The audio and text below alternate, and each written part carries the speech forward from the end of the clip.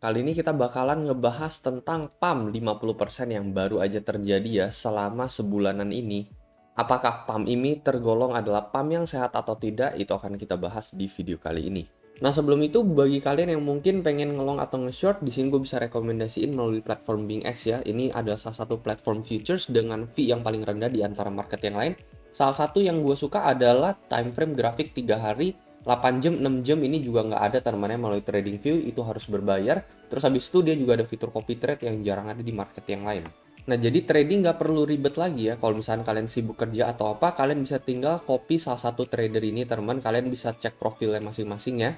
Kalau misalkan mereka profit, kita juga akan keikutan, teman-teman ya. Akan sama-sama tutup posisi, mereka loss juga kita bakalan keikutan juga. Jadi, secara bijak ya, kalian pilah sendiri lah, teman-teman. Kira-kira copy trader yang konsisten profit itu seperti apa. Kalian bisa eksperimen sendiri melalui platform BingX. Mungkin bagi teman-teman yang tertarik, kalian bisa langsung join BingX, linknya ada di deskripsi di bawah, teman-teman bisa langsung mendapatkan bonus sampai $120. Terus khusus untuk pengguna referral BingX gue juga, di sini gue ada bagiin hadiah lagi 100.000 untuk satu orang pemenang setiap minggunya ya. Deadline sampai 2 Februari nanti. Syaratnya gampang banget, kalian tinggal aktif chat di dalam grup ini, entah share TA, signal maupun profit, dan kalian bisa join grup ini melalui link di deskripsi. Nah, jadi semenjak breakout yang kemarin terjadi ya, kita udah mengalami total pump teman-teman ya, sekitar 44% ya, serta 50% dari bottom teman-teman. Jadi ibaratnya kalau misalkan kalian sempat buy di level terendah sampai saat ini, maka modal kalian minimal udah naik setengah lah. Jadi kalau misalkan kalian invest sejuta di sini udah mencapai 1,5 juta teman. Nah, apakah PAM sebanyak 50% yang terjadi hanya dalam waktu 2 bulan ini sehat atau tidak sih? Nah, ini kita bisa lihat salah satunya ini adalah dari Bitcoin number of addresses dengan total saldo di atas 1000 Bitcoin. Dan kita bisa lihat ya, momen dimana terjadi dump yang kemarin teman-teman ya. Ini adalah skenario dump yang terjadi di bulan Desember sampai awal Januari ya. Kita bisa ngelihat dump ini terjadi di sini juga teman-teman ya. Apa yang terjadi juga bahwasannya adalah alamat juga berkurang teman-teman di sini. Jadi ibaratnya dari bulan Desember sampai Januari ini saldo Bitcoin para whaler juga berkurang ya. Ibaratnya mereka cash out juga. Habis itu tiba-tiba di sini nge-spike teman-teman ya. Jadi bisa disimpulkan bahwa PAM yang satu ini ya, yang terjadi di sini ya. Jadi kita bisa tahu bahwa spike yang satu ini ya, ini adalah kerjaannya whaler. Kalian bisa lihat ini number of address with balance ini ada sekitar 2100 ya. Habis itu tiba-tiba nge-spike sampai 2200. Jadi ada penambahan sekitar 100 address di atas 1000 Bitcoin teman, dan itu menyebabkan harga Bitcoin juga langsung ngepam temennya dari level 30.000 sampai ke level 40.000 sekian. Itulah apa yang terjadi pada saat itu.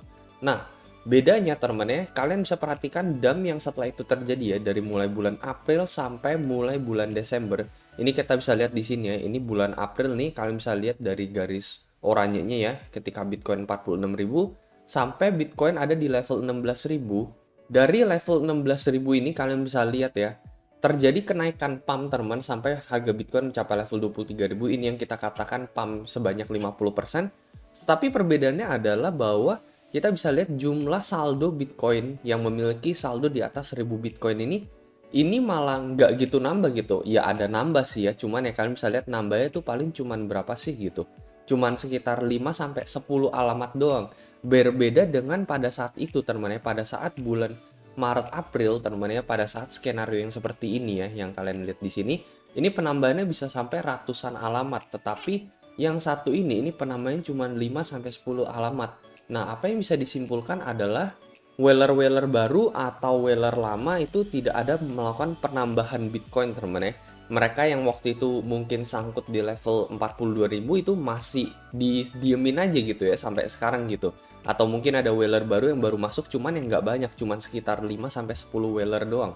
Jadi bisa dikatakan bahwa teman-teman ya, menurut gua sih ya, ini pandangan pribadi gua sendiri aja, bahwa PAM sekitar 50% ini adalah efek market teman-teman ya. Efek market artinya ya ini dikarenakan kita udah mengalami oversold yang dalam cenderung yang waktu yang lama teman-teman ya, dari bulan November sampai bulan Januari, atau bahkan ini sebenarnya udah bisa dikatakan oversold semenjak bulan Juni kemarin ya, dimana harusnya di sini kita udah mengalami pump all the way ke level 29, tetapi ketahan terus, malah kita kena reject dari 25 dan terjun bebas ke level 15. Serta ada big trend falling wedge seperti ini juga kalian bisa lihat ya. Jadi sebenarnya ini memang udah dari technical patternnya gitu ya, kita bener-bener udah di area yang bener-bener oversold, dan akhirnya ini dipump oleh siapa? Bukan dipump oleh Wheeler, tetapi dipump oleh market teman-teman, dipump oleh, ya memang harganya udah bener-bener oversold, jadi mungkin dipump oleh reaksi pasar gitu ya, atau dipump bisa dibilang ya dipump oleh pemain-pemain gitu ya, pemain-pemain yang kecil-kecil, pemain-pemain kakap yang akhirnya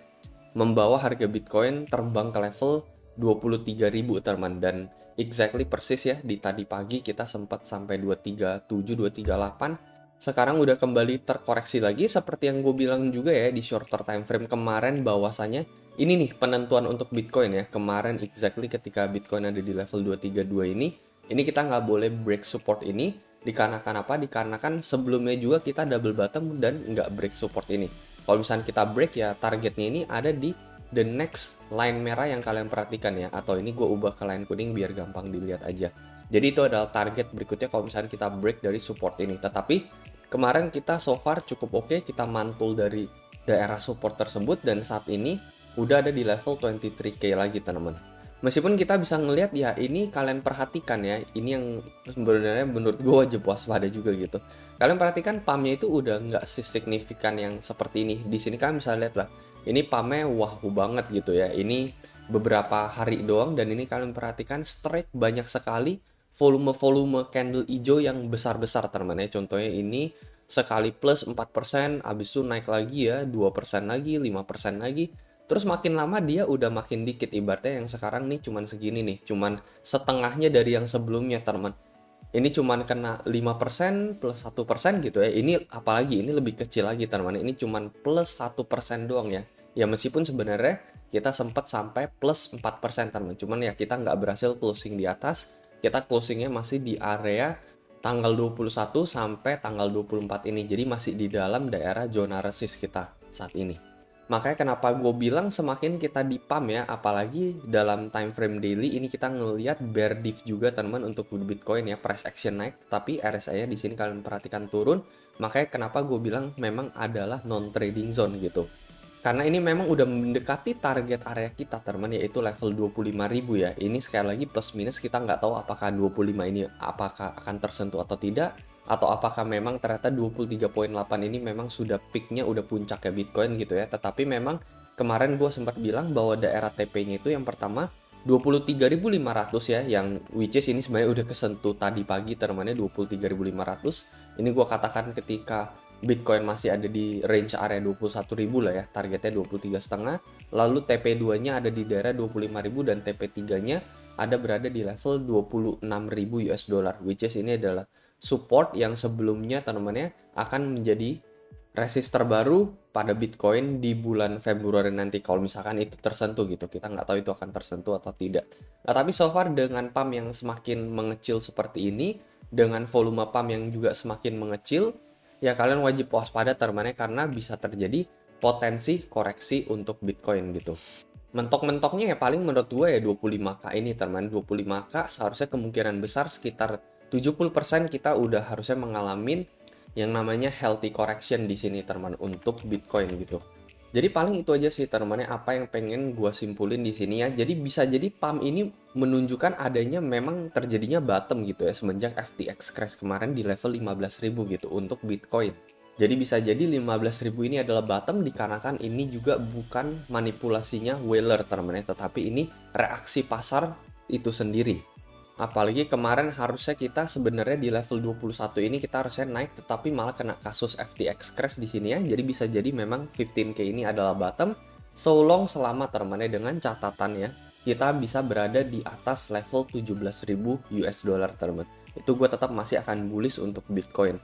Jadi sebenarnya kita stay fleksibel aja gitu. Kalau misalnya Bitcoin sampai break di lagi teman-teman ya, let's say tiba-tiba teman-teman ya break di bawah level 17.000, balik lagi ke level 16 sekian. Nah itu gue ya akan berbalik arah lagi gitu ya, akan menjadi bear boy lagi gitu. Karena pump sedemikian rupa harusnya tidak dibarengi dengan fake out yang sangat amat parah sampai menuju di bawah level 17.000. Jadi itu aja teman untuk video kali ini, semoga analisa ini bisa membantu.